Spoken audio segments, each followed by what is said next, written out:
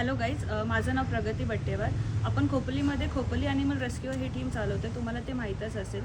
पण येत्या काही दिवसांपासून आमच्यासमोर इतकं सारे कठीण समस्या येतात की आम्हाला त्याच्यापासून काहीच ऑप्शन भेटत नाही आहे. जसं की येत्या काही दिवसांपासून आमच्याकडे 5-6 रेस्क्यूज असे आले जे खूप जास्त सिरियस आहेत. तुम्ही माझ्या हातामध्ये ही मांजर बघू शकता. ही केस आम्हाला अंबरनाथवरून आली आहे, ती पण खोपोलीमध्ये. का तर अंबरनाथसारख्या जागेवरती त्यांना ऑप्शन्स भेटत नाही आहे. ही केस आमच्याकडे आल्यानंतर आम्ही खूप ट्राय केला. आजूबाजूचे NGOज आहेत ते पण बोलतात की हिला क्वालिटी लाईफ नसल्यामुळे, कारण की हे सगळे पाय तुटलेले असल्यामुळे क्वालिटी लाईफच्या नुसार ते बोलतात की आम्ही याची ट्रीटमेंट करू शकत नाही.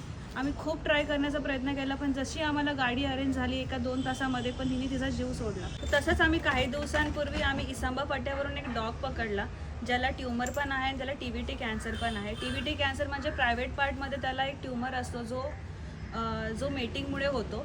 तर आम्ही त्यालाही रेस्क्यू केला आणि तो आता सध्या सावोमध्ये आहे. त्यासाठी आम्हाला 1500 रुपये ॲडमिशन फीस, 1000 रुपये ब्लड टेस्ट आणि त्याच्या सर्जरीसाठी 3,000 ते 4,000 रुपये खर्च जातील.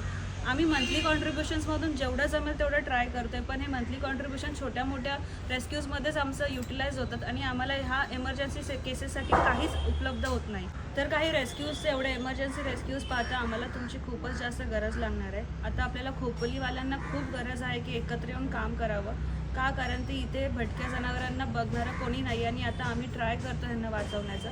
तर मी माझा तुम्हाला QR कोड शेअर करते, UPI ID पण सांगते. तुम्ही त्याच्यावरती जमेल तेवढं आम्हाला मदत करा. We can save this lives.